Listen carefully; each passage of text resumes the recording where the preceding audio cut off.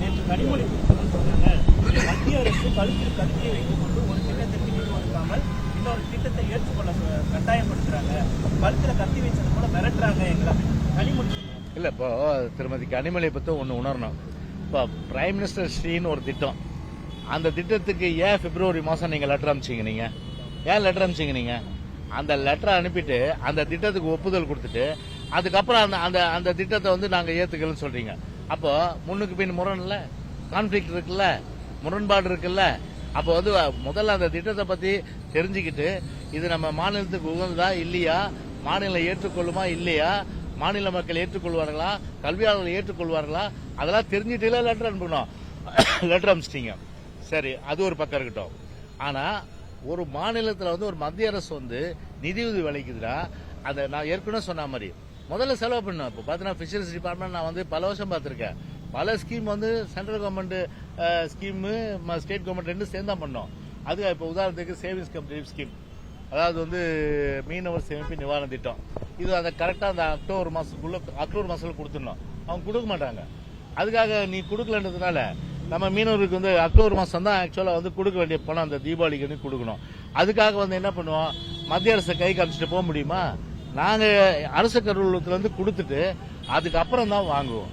அந்த புத்தி, சாதாரண புத்தி கூட இந்த அரசாங்கத்துக்கு இல்லைன்றதுதான் ஒரு ஜோக்கர் அரசாங்கம் இது. அப்படிதான் நான் வந்து சொல்ல முடியாது.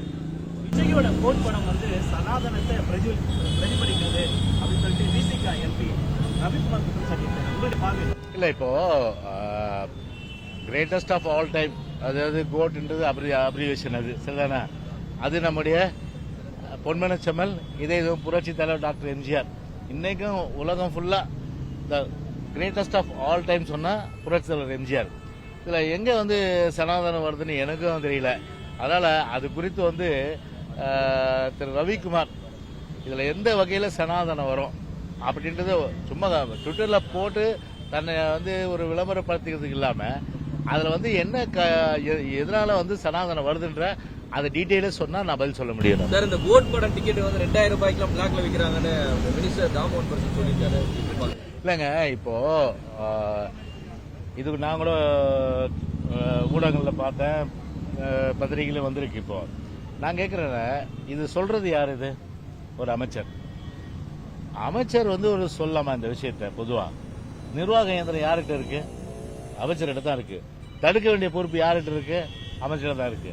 அப்போ அந்த துறை அமைச்சர் இல்லையா? அப்ப வந்து அன்பரசன் வந்து ஒரு அமைச்சரா இருந்துட்டு ஒரு அரசு நிர்வாக இயந்திரத்தை வச்சுக்கிட்டு அதை வந்து 2000 ரூபாய்க்கு விற்கிறாங்கன்னா, அது வந்து ஒரு பிளாக்ல விற்கிறாங்கன்னா அதை தடுக்க வேண்டிய பொறுப்பு, அந்த கடமையும் அரசு சார்ந்தது.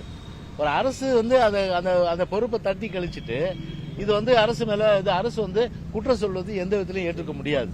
அதனால பொதுவாகவே பாத்தீங்கன்னா இது முழுக்க பாத்தீங்கன்னா அன்பரசனுடைய இந்த குற்றச்சாட்டு என்பது இந்த அரசனுடைய அந்த இயலாமையை தான் காட்டுது. வேற என்ன கேள்வி இருக்கு?